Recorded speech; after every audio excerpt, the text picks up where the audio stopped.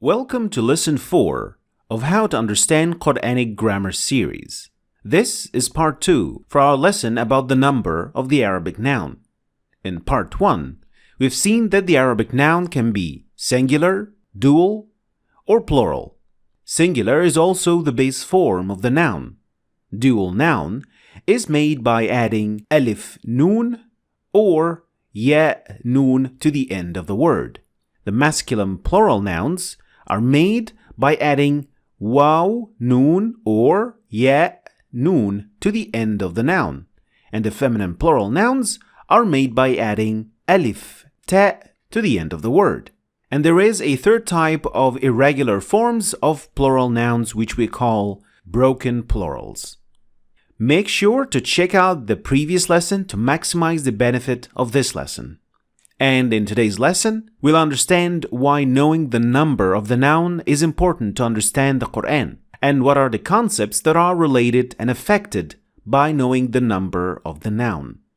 So let's get started. Just like when we were dealing with the gender of the noun in Lesson 2, knowing the number of the noun is strictly related to two main concepts. 1. Words that are used before the noun. 2. Words that are used instead of the noun. Let's go ahead and start with the first one. The number of the noun determines what you use before the noun. As we know, we call this type of words demonstrative pronouns, or words like those and these, which we also learned in Lesson 2, and we also studied their meaning in the very first lesson of how to understand 50% of the Quranic vocabulary. So let's have a look at the demonstrative pronouns, which will go with different numbers of nouns. When it comes to the singular noun, you will have to differentiate between masculine and feminine nouns. And based on that, you will either use هذا or هذه before the nouns. And this was extensively discussed in Lesson 2 along with several examples. So make sure to check it out if you haven't done that already. And as for the dual forms, using demonstrative pronouns with the dual nouns is extremely rare in the Holy Quran, and it was used once or twice in the entire book. That's why I will not be focusing on this category. However, when it comes to the plural nouns, they are extremely common, and there are plenty of them in the Quran. So knowing them is imperative to be able to find your way in the Quran. The demonstrative pronouns for plural is هؤلاء, which means these, and أولئك, with the meaning of those. And both of them are used with both feminine and masculine nouns. So there is no difference whatsoever when you use them with any type of plural nouns. Like in these examples. فَدَعَا رَبَّهُ أَنَّ هَؤُلَاءِ قَوْمٌ مُجْرِمُونَ. Here we see the word مُجْرِمُون, which is a masculine plural noun. And when we want to refer to this noun, we use the word هؤلاء with the meaning of these are. Another example. لو كان هؤلاء آلهة ما وردوها. Here we see that the word آلهة ends with ta marbuta. So even without knowing the exact meaning of the word, we can tell that this word is a feminine word. And as you can see, we also used هؤلاء to refer to the word آلهة, which is a broken plural noun. Now let's have a look at some examples related to the word أولئك. والذين كفروا وكذبوا بآياتنا أولئك أصحاب الجحيم. Here we see that the word ashab, which is a broken plural noun, is used in this ayah, and we used ulaika to refer to this word. One last example. أولئك هم المؤمنون حقا. Here we also see the word أولئك used to refer to al-mu'minun, which is a masculine plural noun. It is also important to know that the broken plurals, which are always considered to be feminine nouns, can also get the feminine demonstrative pronouns هذه and تلك instead of أولئك and هؤلاء. But they are less commonly used in the Quran, and we see them used in these examples. تلك الرسل فضلنا بعضهم على بعض وتلك الأيام نداولها بين الناس وقالوا هذه أنعام وحرث. Here we see in all of these examples broken plural nouns, and we see the words tilka and هذه to refer to these nouns. Next, the number of the noun also plays a very vital role in determining which words to use instead, or in other words, which pronouns to use when you want to refer to them.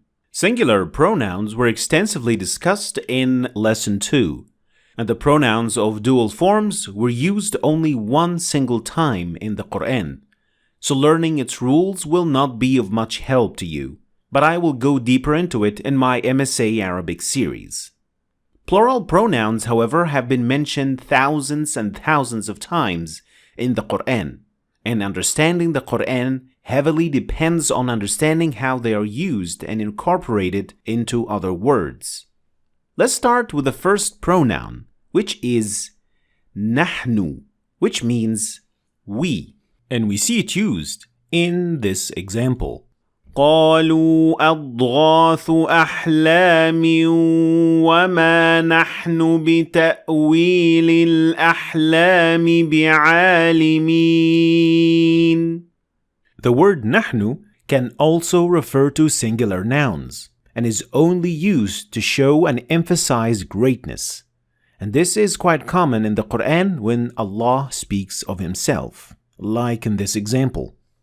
إِنَّا نَحْنُ نَزَّلْنَا الذِّكْرَ وَإِنَّا لَهُ لَحَافِظُونَ. And if you want to refer to a noun with the meaning of our or us in English, you will have to add the suffix nun alif to the end of the word, turning a word like kitab, which means a book, into kitabuna, which would then mean our book. And we see it used in the Quran in these examples. لَقَالُوا إِنَّمَا سُكِّرَتْ أَبْصَارُنَا بَلْ نَحْنُ قَوْمٌ مَسْحُورُونَ. Here we see that the suffix nun alif was attached to the end of the word abasar to turn its meaning into our eyes. And later in the ayah we see another reference using the pronoun nahnu because it is still talking about the same group. Next is the pronoun antum, which means you for plural, and we see it used in these examples. وَاللَّهُ يَعْلَمُ وَأَنْتُمْ لَا تَعْلَمُونَ. In this example, we see that Allah is addressing humanity, so it only makes sense that the pronoun used to address a large number of people is in this case antum, which means you for plural. And if you want to use the meaning of your, as in English, you will use the suffix kaf mim, which will be added to the end of the word, which means that it will be turning a word like kitab into kitabukum, and it would then mean your book. And we see it used in the Quran in these examples. Inna Allah Rabbi wa Rabbukum fa'buduh. Here we see the suffix kum attached to the end of the word Rabb to mean your Lord. Next is the pronoun hum, which means they, which is one of the more commonly used pronouns in the Quran, like in these examples. وَمَن يَكْفُرْ بِهِ فَأُولَئِكَ هُمُ الْخَاسِرُونَ. In this ayah, we see the word al-khasirun, which is a masculine plural noun. And this is why the plural pronoun hum was used in this context. Interestingly, you can add the same word as a suffix to the end of other words to give the meaning of their or them. So you would then be turning a word like kitab into kitabuhum, which would then mean their book. And we see it used in the Quran in these examples. أولئك على هدى من ربهم وأولئك هم المفلحون. Here we see the word ربهم, which is Rabb, which means Lord, plus the suffix him, which would then mean their Lord. One more example. وَلَوْ آمَنَ أَهْلُ الْكِتَابِ لَكَانَ خَيْرًا لَهُمْ مِنْهُمُ الْمُؤْمِنُونَ وَأَكْثَرُهُمُ الْفَاسِقُونَ. Here we see the suffix of hum used 3 times in this ayah. Can you find them? Let me know in the comments below. Finally, there is also a unique pronoun in Arabic, which is hunna, which means they, and it is exclusively used with feminine plural nouns, like in these examples. قال يا قوم هؤلاء بناتي هن أطهر لكم. Here we see the word hunna used with the meaning of they, and in this case it refers only to a feminine plural noun, which is mentioned directly before the word banati, which means my daughters. And that's why we used hunna instead of hum in this position. One more example. هو الذي أنزل عليك الكتاب منه آيات محكمات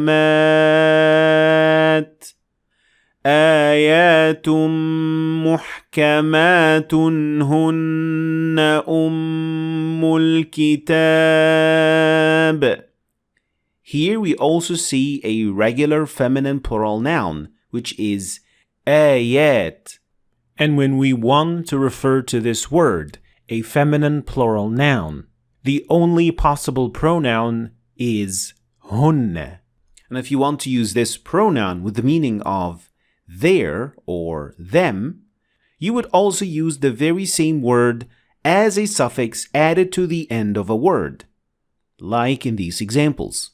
فَلَمَّا سَمِعَتْ بِمَكْرِهِنَّ أَرْسَلَتْ إِلَيْهِنَّ وَأَعْتَدَتْ لَهُنَّ مُتَّكَأً وَآتَتْ كُلَّ وَاحِدَةٍ مِّنْهُنَّ سِكِّينًا.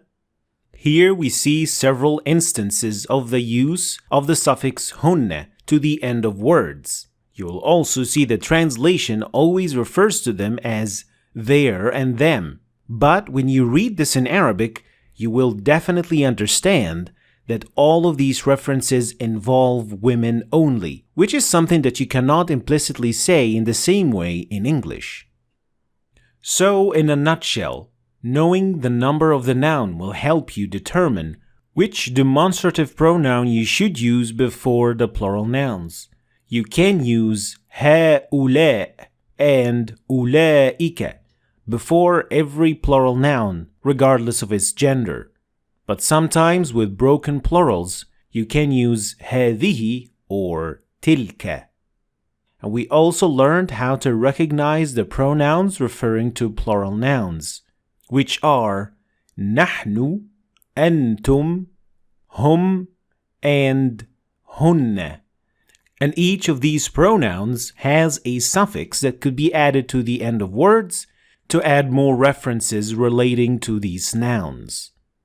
And before you go, don't forget to check out the description for the homework of this week. You can leave your answers in the comments below and I'll have a look at it and I'll give you my feedback if you want to have my feedback. Thanks for watching. I hope you've learned something new today. If you did, please like and share the video for other people to learn from it. And don't forget to subscribe to our channel if you want to see more videos like this. Thanks for watching and I'll see you in lesson 5.